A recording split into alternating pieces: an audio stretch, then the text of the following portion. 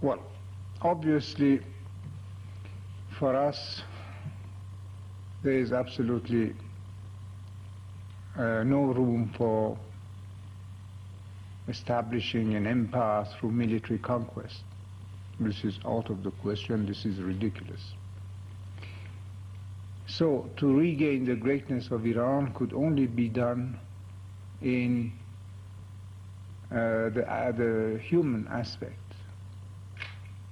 of our past, to revive it and to take the best out of the thought of our forefathers, and being a prosperous country, a happy society based on social justice, that is our today's creation, and marrying today with the past, presenting something for ourselves, and if it is appealing for others to look at. There are some of Your Majesty's critics who say there is a rigorous censorship in Iran. What would Your Majesty's opinion be to this? Again, what kind of censorship? If there was the daily criticism against our shortages, our weaknesses, and this and that, it's even encouraged. If the criticism is directed against the foundation of the state and to weakening of the state and serving the interests of a foreign country, obviously we are not going to allow that. Why should we? Those who have done it, what advantage have they got from that?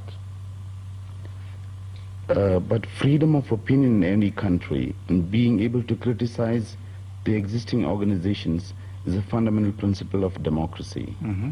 And if Iran lays claim to democracy, then these principles should be honored. Yes, within the limit of the law. But depends what kind of laws you have.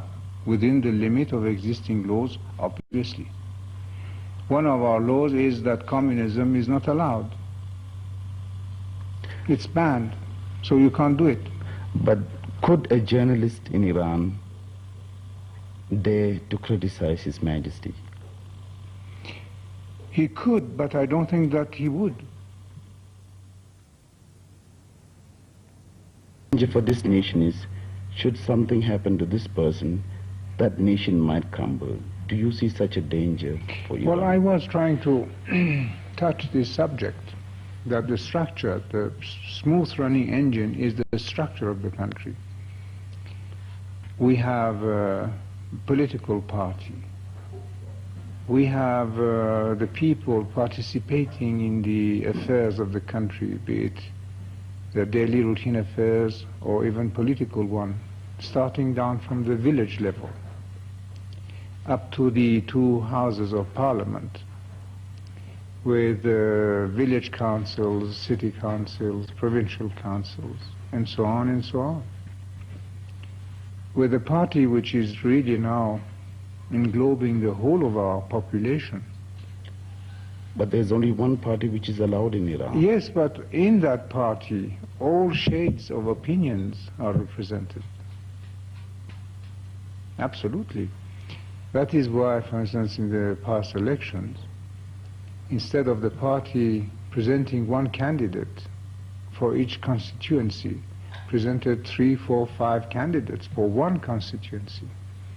And the people could choose among the 5. And that's why we had the most representative elections we ever had in our history.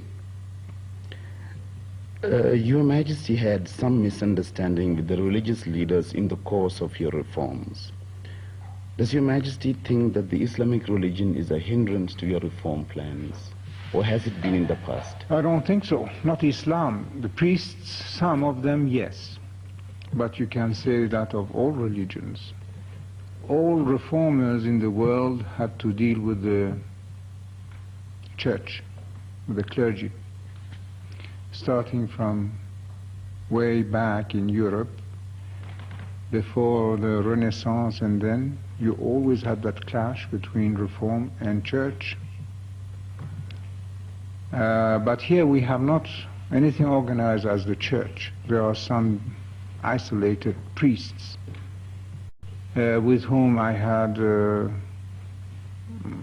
take some strong measures.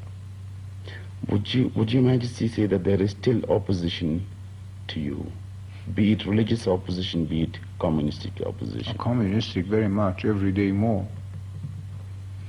And a very, very funny thing developing now is what the Marxist organization, which has a label of Islamic Marxists. This is something quite new.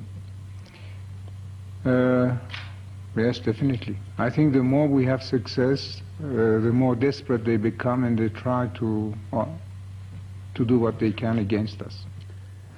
The future of Iran is to give the world what spiritually we can give.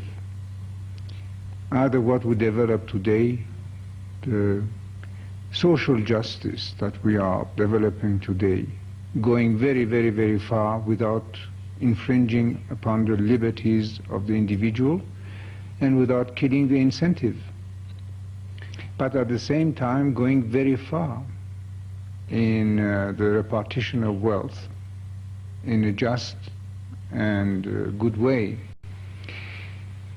So we might present some kind of a new solution between capitalism and communism.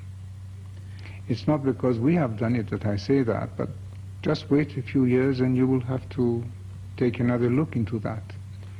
This is on the social side and the new materialistic philosophy, but we can also present to you the old philosophy of our forefathers, which was, we think, beautiful, and from which we can learn.